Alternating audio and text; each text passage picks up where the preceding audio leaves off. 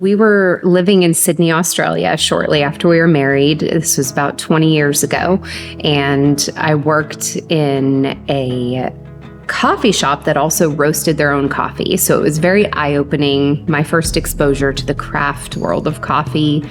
I loved what happened over a cup of coffee, the connection and community that happened. So that's where the original dream was birthed. In 2006, we decided to move back to Fort Smith. It was just cheaper, and we knew a lot of people, had a good support system here. When we first moved to Fort Smith, Arkansas from Australia, it was not only a culture shock for me having lived overseas the prior year, but coming from Central Coast, California, where I was born and raised. So definitely culture shock to me. Our passion was going to local coffee shops and trying out new coffees and all of that. And we would do that on our dates and we would just, pursue coffee together. But, it was hard because there wasn't really a lot of specialty coffee in Fort Smith. And so we would have to go long distances away. The very first time we attempted coffee roasting was on a legit old school popcorn popper with a yellow hood. And we had ordered tiny little bags of green coffee beans from a place called Sweet Maria's and just started experimenting. We'd scorch batch after batch of coffee beans because we were still learning the science behind it and just playing around for us. But even on that little popcorn popper, we still were able to gift our friends and family little mason jars full of fresh roasted coffee, even from the popcorn popper. So people started questioning what is this fresh? What do you mean fresh roasted? So we got to explain to people what we were getting into and developing, researching. 2014, that's when we started popping our tent up at the local farmers markets and really laying the groundwork for what we already knew was going to be a coffee shop where we could invite people into our space to enjoy the coffee that we were roasting. And so she was taking the kids and I'm sleeping during the day and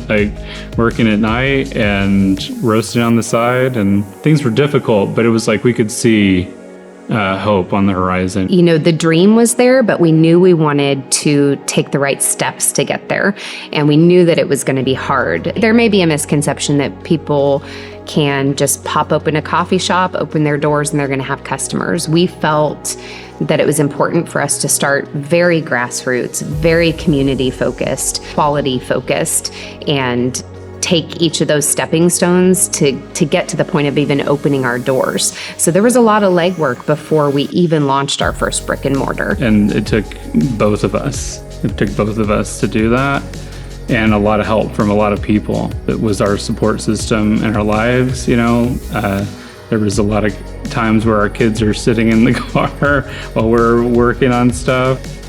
If Fort Smith Coffee Co. was more centered on convenience, I probably wouldn't have really given it any thought because, for one, I'm focused on my convenience and getting in and getting out.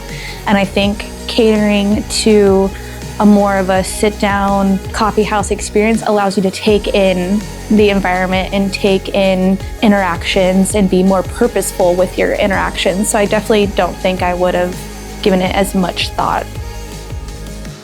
We opened our first shop in 2017, but what happened was that we just very quickly realized that space was just not big enough for all the things that we were trying to do. We were trying to roast, we were trying to bake, we were trying to serve, all the different things. We started looking for a place to be able to do those things. So we actually opened our doors at the Bakery District location in June 2020, of all times. Quite a few things going on in the world at that point. And it was perfect timing because we had just gotten orders to close down our indoor service at the original shop. It was perfect timing because although the Bakery District is less than a mile from the original, it provided us all this extra space where as we were able to open for indoor seating, we could space out a lot more. We were operating our original shop as a makeshift drive-through for 363 days. And we had this huge patio at the Bakery District where people could gather in a safe way outside. There was so much that I was able to do when we opened at the Bakery District. Just space-wise, I could actually kind of spread out all of my baked goods, and I had more storage. I could kind of stack up on our inventory a little bit more instead of like always having to go to the store to get stuff because we just didn't have the space at the other place. The opportunity to open at the Barracks at Chaffee came about. We were very uncertain. But after a couple meetings and really catching the vision that they had, we realized how much we aligned with them. Again, it was a quirky old building, and that's our thing. And we definitely felt a piece about moving forward. And that actually was a couple years ago. And so it's been a long road to get to the point where we're almost getting ready to open.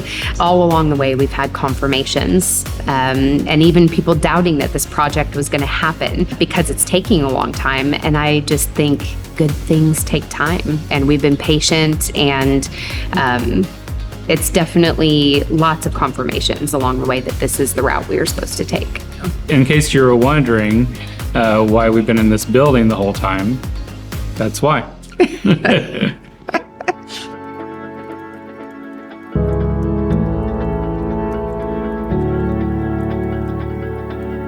Because we put community first, it's always our goal to make people feel seen.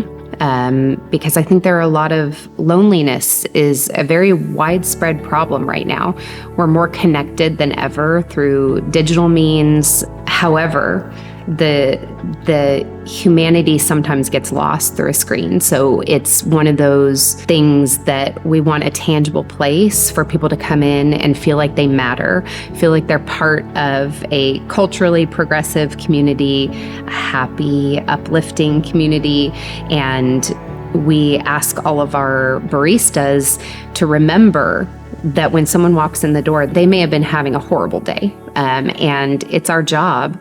And not everyone on our team have the same calling or belief in God that we do.